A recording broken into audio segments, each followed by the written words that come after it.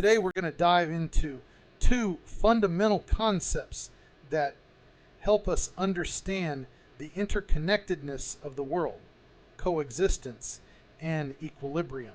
These ideas aren't just abstract theories. They're principles that we can see at work in everything from the physical laws that govern our universe to the philosophical and spiritual frameworks that shape our lives. To explore these concepts, we'll use what's called triadic logic, which is a way of looking at how groups of three related elements interact with each other. In essence, these triads, groups of three elements, help us break down complex systems and see how different parts of a system support each other, or how their absence can lead to imbalance or collapse. The coexistence and equilibrium triads serve as models for understanding how things work together in harmony and what happens when that harmony is disrupted. First, let's talk about the coexistence triad. This model helps us understand how different elements within a system rely on each other to exist and function. Think of it like a three-legged stool. Each leg supports the others, and together they hold up the seat. If one leg is missing, the stool can't stand. It's the same with the elements in a coexistence triad. For example, if we take three elements, let's call them A, B, and C, the coexistence triad would say that A depends on B, B depends on C, and C depends on A. Each one plays a role in supporting the others, creating a loop of mutual support. This idea shows us how interconnected and dependent certain elements are within a system, whether that system is a physical law, a biological process, or even a philosophical idea. Now, let's turn to the equilibrium triad. This model is about balance, but it focuses on what happens when elements are absent or not functioning properly. It's like asking, what happens if we take one leg away from the stool? What happens to the balance of the system? In an equilibrium triad, if one element fails or is missing, it has a direct impact on the others. For instance, if A stops working or disappears, B and C are thrown out of balance, and the whole system can collapse. This idea helps us understand how delicate the balance in a system can be, and how the absence of one critical part can lead to a breakdown. These triadic models, coexistence and equilibrium, aren't just theoretical. They're at work all around us. In physics, for example, the ideal gas law shows how pressure, volume, and temperature of a gas are all interconnected. In this case, the coexistence triad explains how these three factors support each other to maintain the state of the gas. If one of them changes, the others must adjust to keep the system in balance. On the other hand, the equilibrium triad helps us understand what happens when one of these factors drops to zero or becomes undefined, leading to a breakdown of the system. In biology, we see a similar pattern in the way DNA, RNA, and proteins interact. These three elements are crucial for the function of living cells, each one supporting the others in a delicate dance of information flow and biochemical activity. The coexistence triad here shows how they work together to keep life processes going, while the equilibrium triad warns us about what happens when one of these elements is missing, leading to dysfunction or even cell death. All of this ties into a broader idea known as the principle of correspondence, which comes from ancient wisdom and is summed up in the phrase, as above, so below, as within, so without. This principle tells us that the patterns and relationships we see in one part of the world are often mirrored in another. It suggests that what happens on a small scale, like in a single cell, can reflect what happens on a larger scale, like in a whole organism, society, or even the universe.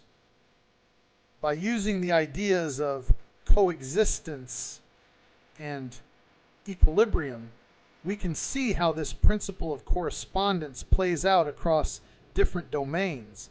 The same underlying patterns of balance and interconnection that we observe in nature also apply to human experience and thought. Whether we're looking at atoms, living cells, or philosophical concepts, these triadic models help us make sense of the complexity of the world around us. In the coming discussion, we'll explore various examples from science, philosophy, and spirituality to see how coexistence and equilibrium help us understand the principle of correspondence. By doing so, we'll uncover the universal patterns that link different levels of reality, showing us that the world is a deeply interconnected and harmonious place, governed by the same principles no matter where we look. Now that we've laid the groundwork by explaining coexistence and equilibrium, let's dive into some real-world examples to see how these concepts apply across different areas of knowledge. By comparing these examples, we can see the principle of correspondence in action, how the same patterns of interdependence and balance repeat themselves in various contexts, from the physical world to human society and even to abstract philosophical ideas. Let's start with a comparison between the ideal gas law in physics and the dynamics of human society. At first, these might seem like completely different things, but when we look closer, we can see that they're governed by similar principles. In the ideal gas law, three factors, pressure, volume, and temperature, are all interconnected. If you change one, the others adjust to maintain the state of the gas. For instance, if you increase the pressure on a gas while keeping the temperature constant, its volume decreases. This is an example of the coexistence triad, where each factor is dependent on the others to sustain the system's balance. Now think about human society. Social tension can be seen as the pressure within a community. The volume is the amount of personal freedom or space people have. And the temperature is the level of activity or energy in society. Just like in the gas law, these elements are interconnected. If social tension rises, people might feel less free, just as increased pressure reduces the volume of a gas. However, if the society is active and engaged, if the temperature is high, it might help balance things out. In both cases, whether we're talking about gases or human communities, the same underlying principles apply. The elements must work together in harmony, and any change in one will affect the others. This comparison shows how the principle of correspondence helps us understand that the dynamics of physical systems can mirror the dynamics of social systems, even though they operate on very different levels. Next, let's look at how the central dogma of molecular biology, the process by which DNA is transcribed into RNA and then translated into proteins, can be compared to the way knowledge is transmitted in human culture. In biology, DNA is like the blueprint of life. It holds all the information necessary for building and maintaining an organism. RNA acts as the messenger, carrying this information to the ribosomes, where proteins, the building blocks of life, are made. This is a perfect example of the coexistence triad. DNA, RNA, and proteins are all interconnected and essential for life. Each one supports the others in a continuous cycle of information and function. Now consider how knowledge is passed down in human society. The foundational knowledge or core beliefs of a culture can be seen as the DNA. This knowledge is communicated through various means, like language, art, and education, which serve as the RNA. Finally, the application of this knowledge, how it is used in technology, social structures, and cultural practices, can be thought of as the proteins. And in both cases, whether we're talking about biology or culture, we see the same coexistence triad at work. The transmission of information, whether genetic or cultural, follows a similar pattern. The principle of correspondence shows us that the processes that sustain life at the biological level are reflected in the way human societies preserve and transmit their knowledge.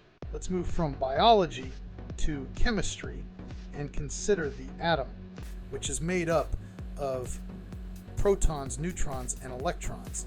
This triad can also be compared to something more abstract, human identity.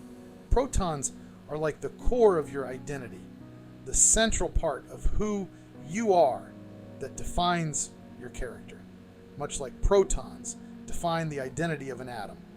Neutrons provide stability, just as neutrons keep the nucleus of an atom stable. In a person, this might represent emotional balance or moral principles that keep you grounded.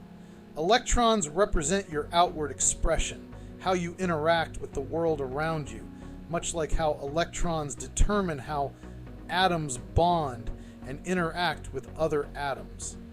In the coexistence triad, these three parts of an atom work together to create a stable, functioning whole, just as your core identity, stability, and outward actions come together to form who you are. The principle of correspondence here shows that the structure of an atom reflects the structure of human identity. Both are based on a triad of interdependent elements. Looking at it through the equilibrium lens, if you take away one of these elements, the balance is lost. Without protons, there's no core identity, so the whole system falls apart. Without neutrons, there's no stability, leading to chaos. Without electrons, there's no way to interact with the world, making the system inert. This comparison helps us see how the same principles of balance and interdependence apply to both atoms and human beings. Let's switch gears to something more spiritual, the Hindu trinity of Brahma, Vishnu, and Shiva, which represents the cycle of creation, preservation, and destruction in the universe. Brahma represents creation, the beginning of a cycle, whether it's the birth of a universe, an idea, or a new phase in life. Vishnu stands for preservation, maintaining and nurturing what has been created, keeping the cycle going. Shiva represents destruction or transformation, the end of a cycle which clears the way for new creation. In the coexistence triad, these three deities are not just separate entities, they are interconnected forces that together maintain the balance of the universe. Creation, preservation, and destruction are all necessary parts of the cycle of life, and each one supports and leads into the others. From the equilibrium perspective, if one of these forces is missing, the balance is lost. Without Brahma, there's nothing new to preserve, and without Vishnu, what has been created would fall into chaos. Without Shiva, there would be no end to make way for new beginnings, leading to stagnation. This triad shows how correspondence plays out in the spiritual realm, with the same principles of balance and interdependence that we see in the physical world. Finally, let's consider the triad of mind, body, and spirit, which is often used in holistic health to describe a person's overall well-being. The body represents physical health, the tangible, biological aspect of who you are. The mind stands for mental and emotional health, your thoughts, emotions, and psychological state. The spirit represents spiritual health, your sense of purpose, your connection to something greater than yourself, whether that's religious, philosophical, or personal. In the Coexistence Triad, these three aspects of a person work together to create a balanced, healthy life. If one aspect is neglected, the others are affected. For instance, if your physical health declines, it can impact your mental state and your spiritual well-being, and vice versa. From the equilibrium perspective, the absence of one element can lead to imbalance. If the body is not cared for, the mind and spirit might suffer. If the mind is troubled, it can manifest in physical illness or spiritual disconnection. If the spirit is neglected, life can feel empty, affecting both mind and body. This triad shows how the principles of correspondence apply to personal health, with each aspect needing to be in balance for overall well-being. As we've seen through these examples, the principles of coexistence and equilibrium and the broader idea of correspondence are at work in many different areas of life. Whether we're looking at the physical world, biological processes, human identity, spiritual beliefs, or holistic health, the same patterns of interconnection and balance are essential for maintaining stability and harmony. These triadic models help us understand the complexity of the world around us, showing that the same fundamental principles apply across different scales and contexts, creating a unified and interconnected reality.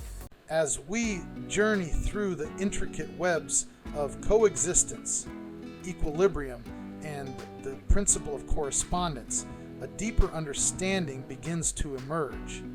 A realization that these concepts are not merely intellectual constructs, but reflections of the profound unity that underpins all of existence. Our exploration has shown that these triadic relationships, whether in the realms of physics, biology, chemistry, philosophy, or spirituality, are manifestations of a universal order, a harmony that connects the smallest particles to the vastest cosmic cycles. The Coexistence Triad teaches us about the essential interdependence of elements within a system. In every context we've examined, from the ideal gas law to the Hindu trinity of Brahma, Vishnu, and Shiva, we see how different components support and sustain each other, creating a balanced and functional whole. This mutual reinforcement is not just about survival, it's about the flourishing of systems, the dynamic interplay that gives rise to life, consciousness, and even the universe itself. Coexistence is the fabric of reality, the network of relationships that makes all things possible. Equally important is the equilibrium triad, which offers us a sobering reminder of the fragility of these systems. It reveals that the absence or failure of a single element can disrupt the entire balance, leading to collapse or dysfunction. This understanding is crucial, not only in scientific terms, but also in how we approach life. It encourages us to recognize the delicate balance in everything, from our personal health to the ecosystems of our planet, and to appreciate the necessity of maintaining harmony within these interconnected systems. The principle of correspondence, which weaves through all our examples, is the thread that ties these insights together. It suggests that the patterns we observe in one domain are reflected in others, that the microcosm and the macrocosm, the physical and the metaphysical, are all governed by the same fundamental principles. This idea invites us to see the world as a cohesive whole, where every part mirrors the structure of the whole, and where understanding one aspect can lead to insights into another. What emerges from this exploration is not just a series of parallels or analogies, but a vision of a universe that is deeply interconnected, where every element has its place and purpose within a grand, harmonious design. This vision challenges us to think beyond the boundaries of individual disciplines or isolated phenomena, and to recognize the unity that lies at the heart of all existence. In this light, the study of coexistence and equilibrium is not just an academic exercise, but a philosophical and spiritual pursuit, a way of aligning ourselves with the fundamental truths of the universe.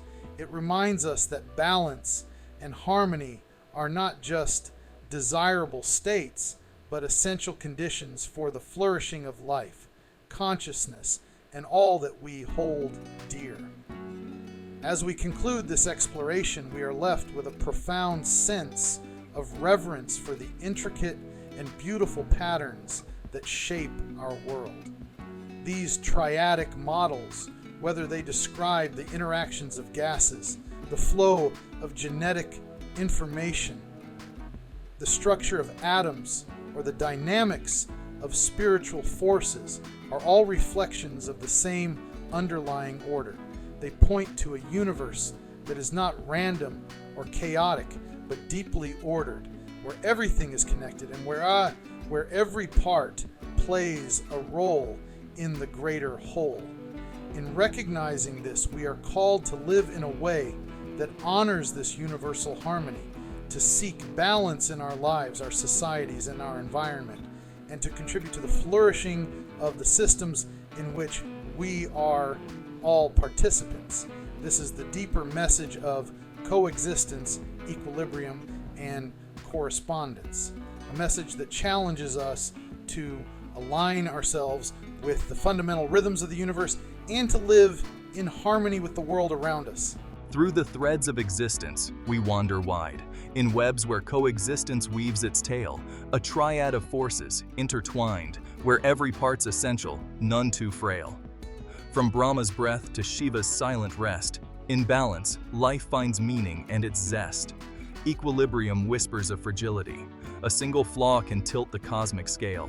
From heartbeats to the dance of galaxies, the balance holds, yet trembles should one fail.